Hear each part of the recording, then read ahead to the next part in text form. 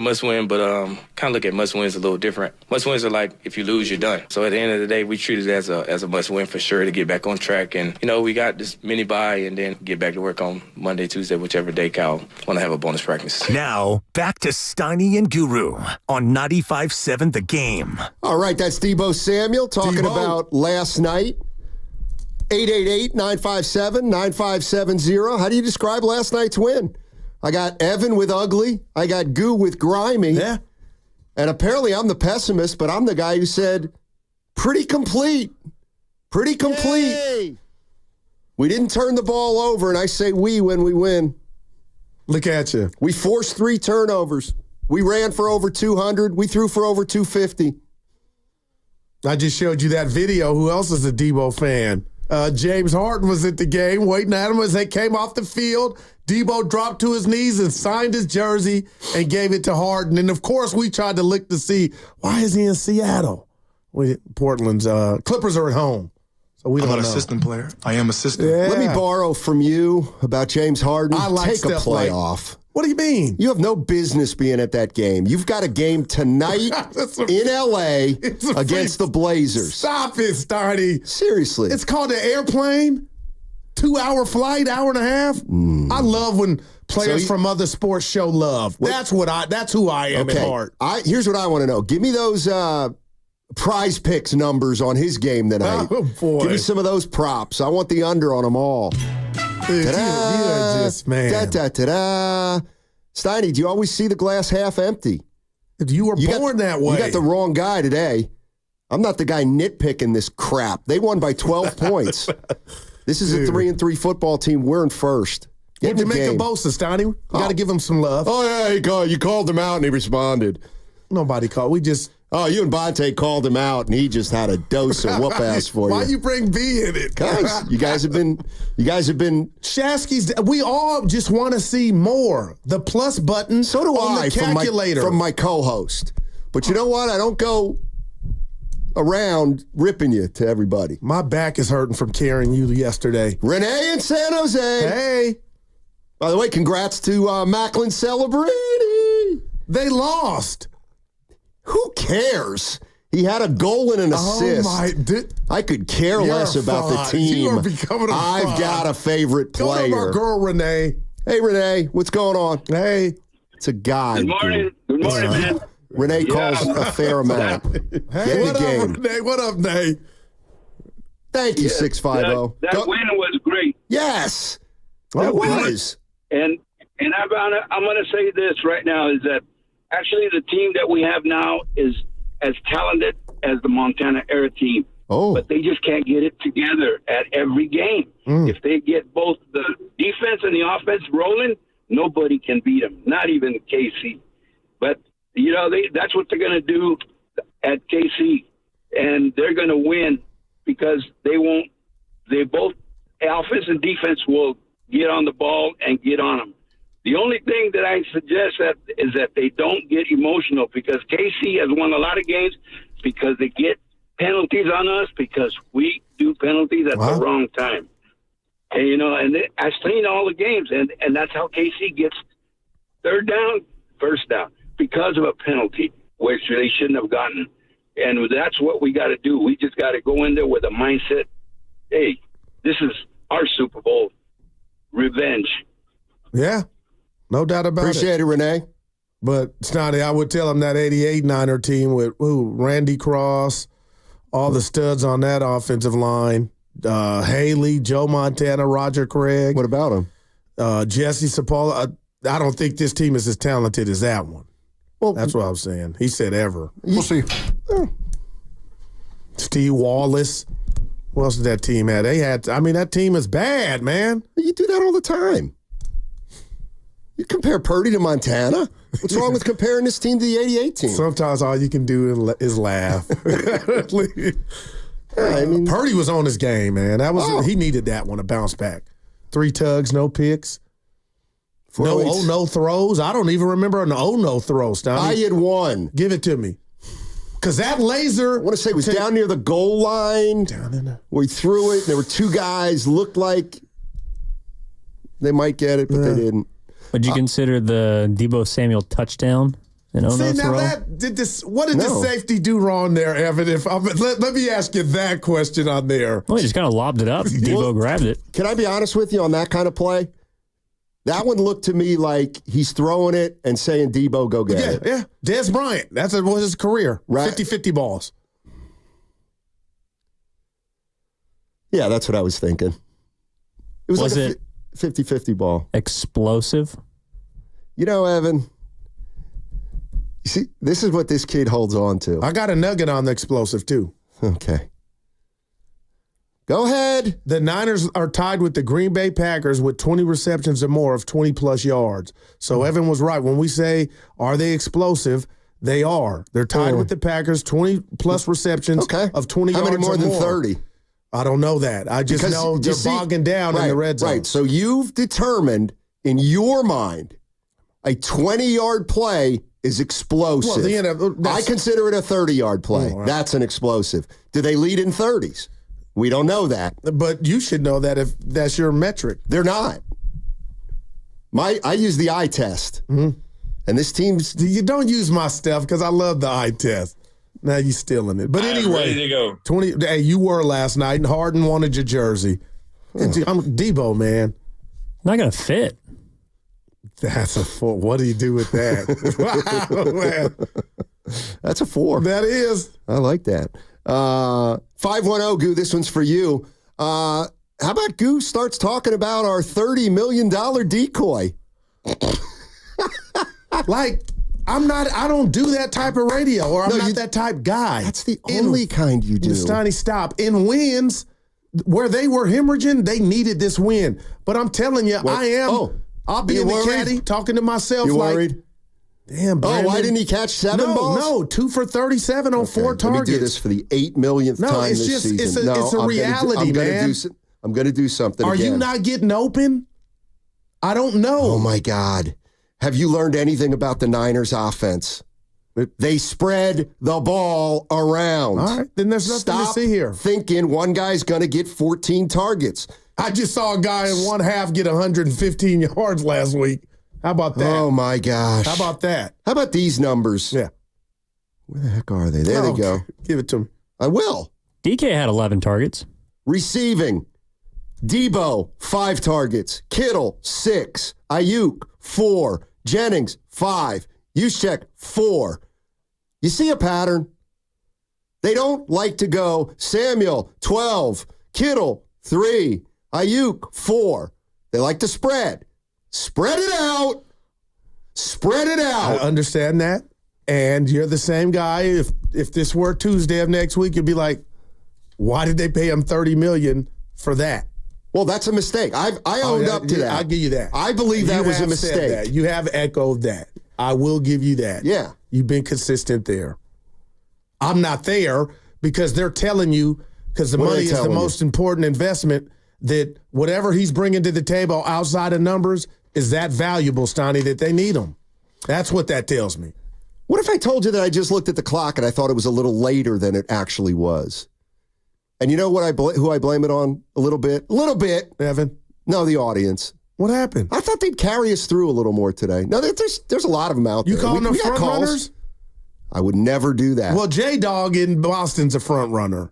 You going to call? That's where he's labeled that. That's true. Yeah, I'll tell him when he calls. That is true. Charles in Sausalito. Hey, Charles, how you doing, buddy? I'm doing well. How are you guys doing? Hey, we're great. We're having a good day. Thank you. Would you guys be doing any better right now if the Niners would have lost yesterday? No, I don't do that type of radio. I'm not. Nah. I would have been more happy. But people in the Bay would have been down. No. There wouldn't have been euphoria, and I like to party.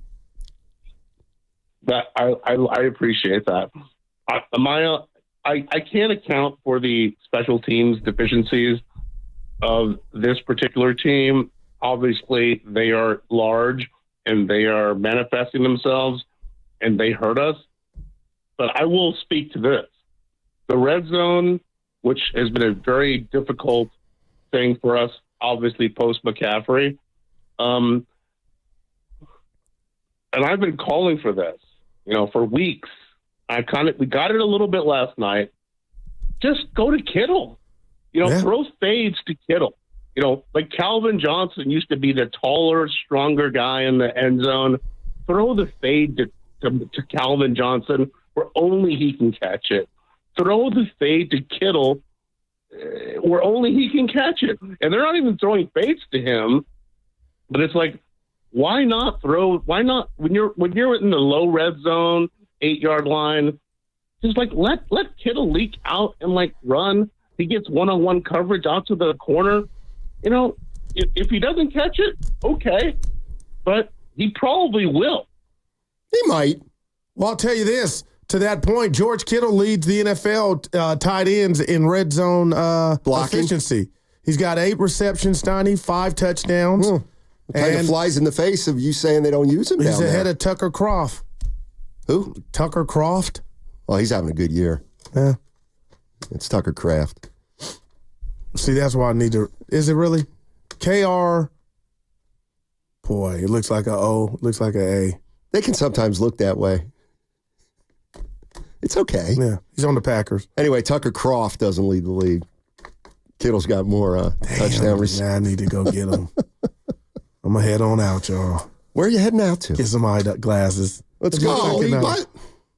You're listening to 95.7 The Game, KNG. Oh, God. Time for the legal. Like, I love you, but if I had done that, you would never let me live it down. I know, but you notice I'm laughing about it. I can laugh at myself. So when I laugh, it's a laugh of love. Yeah. Because I know if that were me, and if you could read Evan's mind on how he trusts you to close out there's some errors. Of course. Right. No, but and I love my errors are always related to this crap. Yeah, like that kind of crap, legal, extra pressure and on what they call yourself. traffic. Yeah, you put extra pressure on very yourself. seldom do I make a sports mistake. He deserved it. Very seldom. I love you, man. Let's try it again, Steiny. You're listening to 95.7 The Game, KGMZ FM and HD1 San Francisco. Always live on the free Odyssey app, Twitch and YouTube, powered by First NorCal Credit Union. 650. But Kittle doesn't have good hands, right, Steiny? They're average. But that was a bit. You told people. I stand by everything I said. He's a better blocker. It's looking worse by the game. He's a better blocking tight end than a pass catching tight end. But it all goes in the same pot. Sure, absolutely. He's going to the Hall of Fame. So then don't get so wound up about it. Yeah. Wendy. Oh my gosh. We got Wendy in Minnesota. Yeah. And I got, Wendy. Go ahead, Wendy, because I got a friend who referenced you recently, and I may try to find this email. Go ahead. First of all, hi, Steiny Guru. I kept my word. I did not watch the game. You know what I watched instead? I don't believe baseball. And I don't even like baseball. Wow. I watched baseball. So, here's my thoughts on the game. First of all, was it a great win? No. Did they need to win? You didn't even watch it. Did they let Seattle kind of get back in the game? Yeah. Second of all, what is going on with the special teams? They've given up 2 touchdowns back-to-back. Inexcusable. Both kickers got injured on tackles, making tackles because the special teams suck. When are they going to address this problem? You cannot be giving up a touchdown every game on special teams. This is unheard of.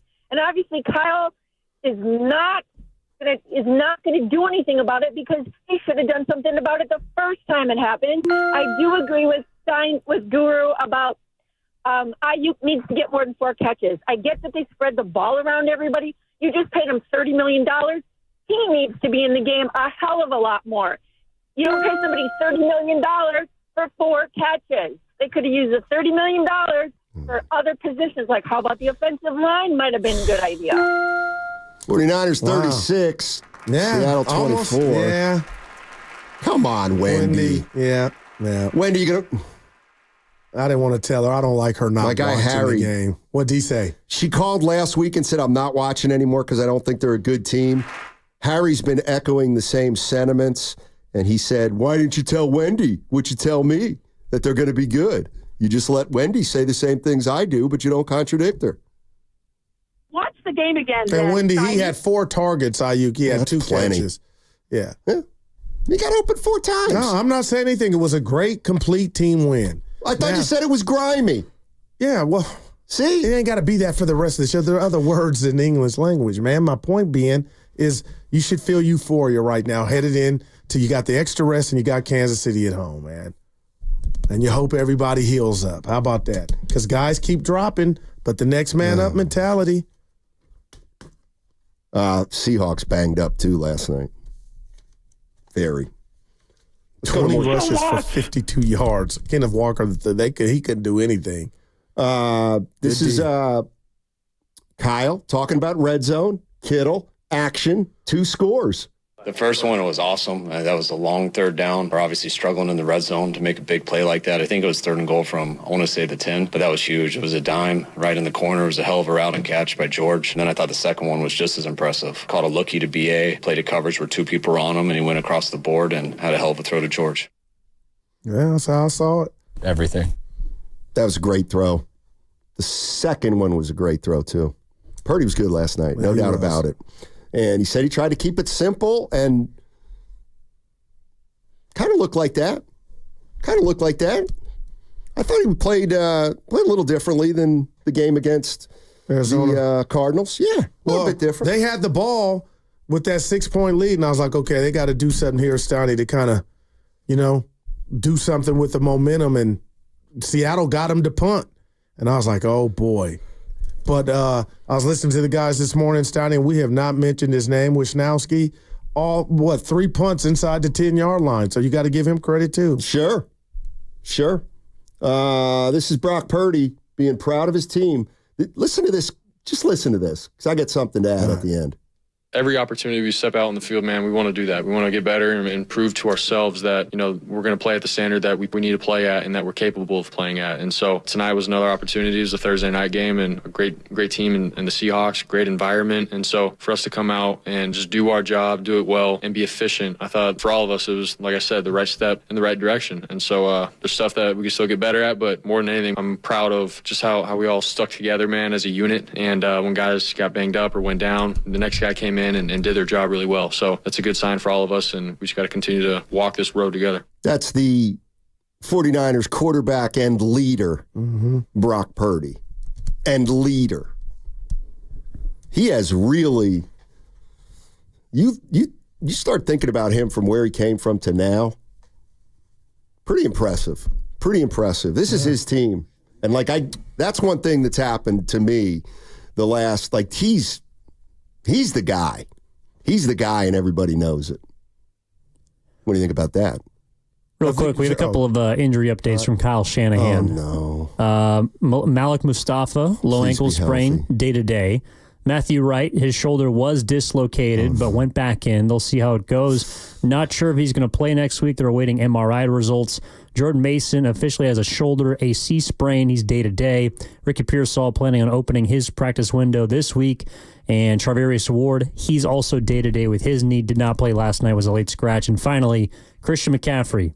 They are not opening his practice window this week. All right, but I got to believe that. I think most of those are good news. Day-to-day, I'll take that all day. There you go. No pun intended, but man, day-to-day, sprained AC joint, I was like, oh, me being Dr. Goo. That means that McCaffrey will not play against the Chiefs. Fair enough. I think the guy who we were most worried about coming out of that game was Mason, but it looks like he avoided a serious injury. And obviously they need Mason while McCaffrey's out. But as Evan just said, they're not opening McCaffrey's window, so he won't be playing against the Chiefs. But I don't think anybody was expecting him to play against the Chiefs anyway. I think the expectation for McCaffrey would be we'd love to have him after the bye. So we'll see. Albert Breer said these next 2 or 3 weeks are going to be important, and we'll see how he responds. More Kyle Shanahan. This is on the rookies, Renardo Green and Malik Mustafa. That was huge. I mean, I just saw it looked like they sailed it a little bit over DK or maybe under through it, and he cut in front of him. It was a hell of a play by him. Hell of a job by Malik, too, getting in the pick. Thought a rookie stepped up big time today. But Renardo was huge coming in for Mooney. Mooney was a game-time decision. Tried to get him going. He tried to go, but the workout didn't go well before the game, and Renardo and the whole defense stepped it up. Goo, the 49ers had 2 rookies intercept a pass for the first time since 1989. You know who those guys were? I do. Do you? No, I want to hear them. Well, you were running off a lot of the guys on the team from back then. Well, that was the 88 team. Oh. Yeah. You remember Keith DeLong? Okay. And I didn't get the other one. Johnny Johnson. But still, both of those picks were huge, Steiny. And I was like, Seattle, here we go.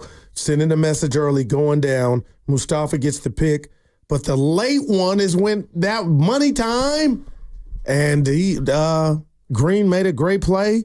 Do you think that was on, I think I asked you in real time, DK or Geno Smith? Was that a bad throw? I thought it was overthrown.